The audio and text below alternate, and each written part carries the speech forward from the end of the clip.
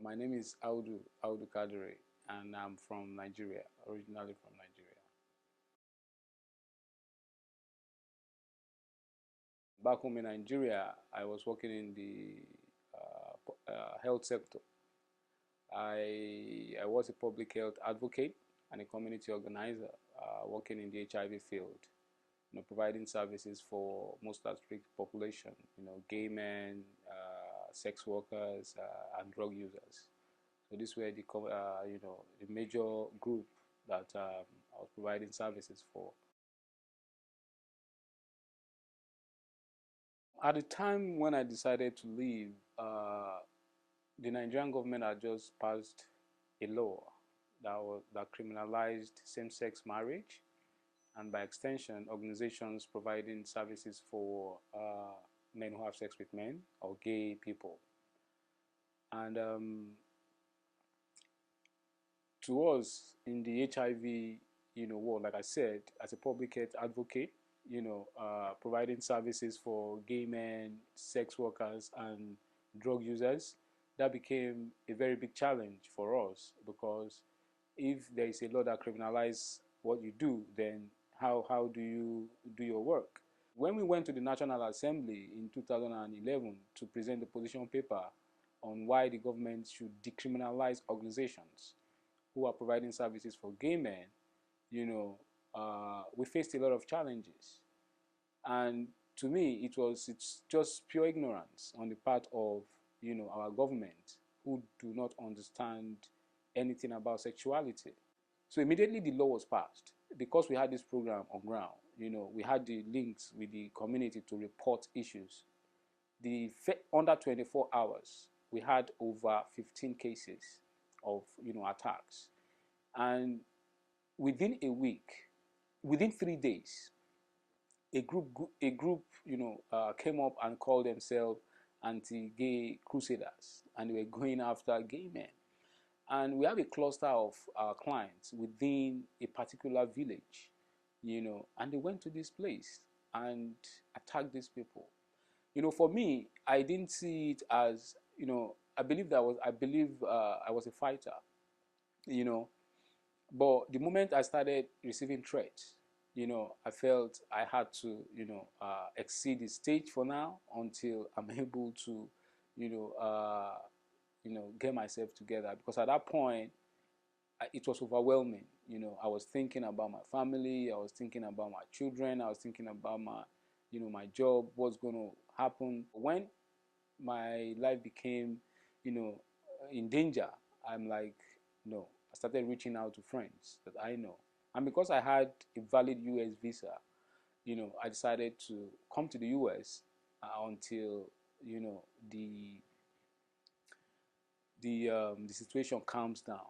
But unfortunately, as I speak with you, the situation is not yet calm. Instead, it's even escalating.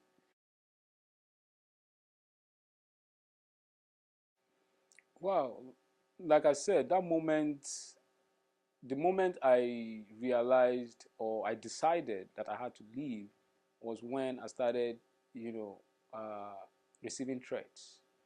Initially, it was verbal threats, in a meeting, somebody telling me, you know, uh, why would I be supporting gay people? You know, why would I be supporting something that is not our culture? I didn't pay any mind to that. But the moment when I started feeling that people were trailing me, because in 2013, the law was passed in 2014, January 7th, and by 14th, it was in the news.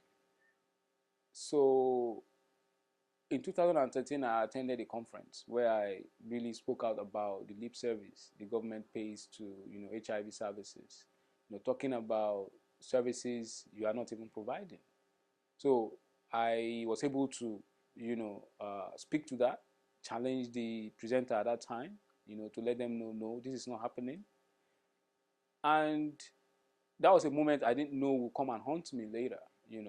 So after the law was passed, I closed from work and I was going home. I saw people, trailing me, pointing at me, people I don't know. And because at that time, the atmosphere was already tensed, I was afraid. If it was, you know, if it was a moment that was nothing was happening, maybe I wouldn't feel the way I felt at that time. But because I knew a law was just passed and my work was criminalized, and I had attended some meetings where I spoke out, and I'm seeing people pointing at me that I didn't know. But on this particular occasion, one of these guys that was pointing at me, I was able to, kind of vaguely identify the person from the conference I had attended a year before the law was passed. So that created, this fear in me that, wow, I'm not even safe. I can't even, go anywhere without being afraid. And you can't live that way.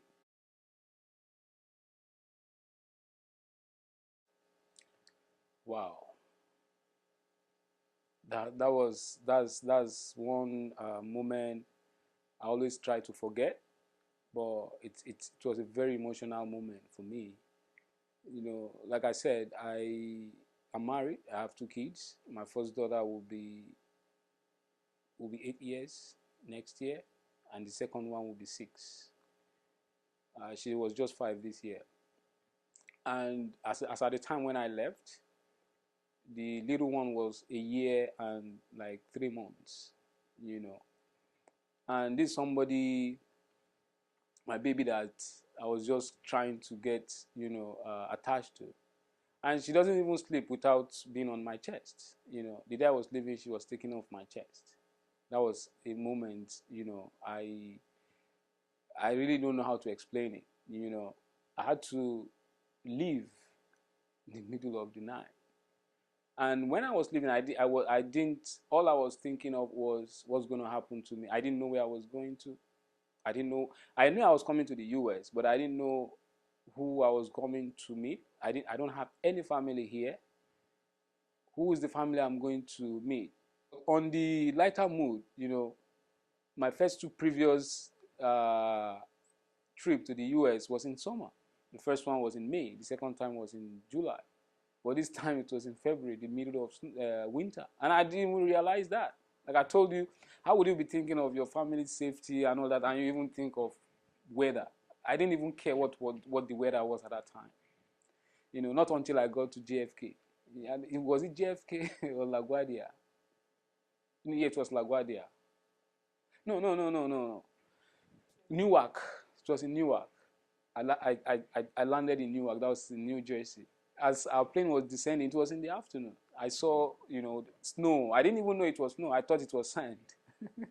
To me, it was sand. I'm like, wow, a lot of white sand, because we have beaches in Nigeria. So I was thinking, oh, white sand you see in the beach. So when we touched down, and I saw that, no, this is not sand. This looks like more like ice. And I'm like, wow, this is snow. Even at that time, at that moment, I didn't even know it was going to be cold outside. All I just knew was we see snow on TV. I don't know if it's going to be cold. So when I got out of the airport and the breeze, I mean, the cold hit me, that's when I knew, wow. I ran back into the airport. I couldn't stand it. The first few weeks, because when I came here, I had little expectation. My plan at that time was to find somewhere to relax and get my mind off the dangers and threats, and try and come up with something, if there is anything I can come up with to address the issue that's on ground. But that was a very big task, because it is not an easy thing to make a change whereby a law has been passed. So my first few days here, I was still trying to figure out, what do I want to do now. I was actually very, very, I won't say I was confused, but I didn't know the next step to take. There was a lot of things in my mind. I didn't know where to start first. What is the first thing I need to do? But I knew what I wanted. And when I got here, I was introduced to the asylum project. They told me, okay, uh, because you can't live in this country without having a status, and if you must have a status, since this was happening, you are eligible for this relief, which is asylum. I'm like, okay, and they put me through the process, and they found me an attorney that will help me.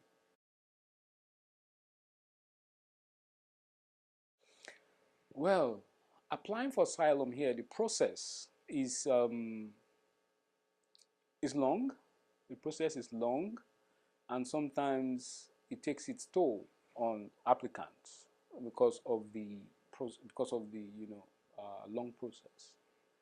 From what we heard, normally if you apply for asylum, like any other humanitarian relief, is provided for people who are facing persecutions in their country of origin, and it's